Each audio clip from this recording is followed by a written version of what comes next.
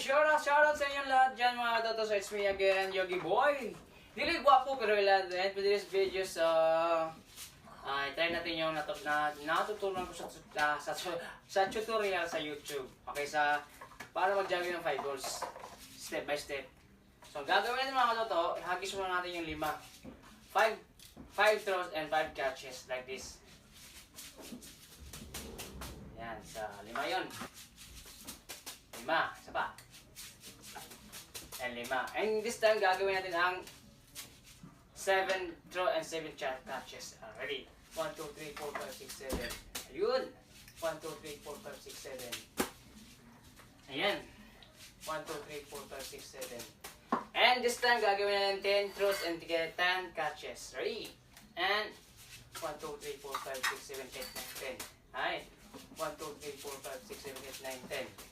Alright. 1, 2, 3, 4, 5, 6, 7, 8, 9, 10.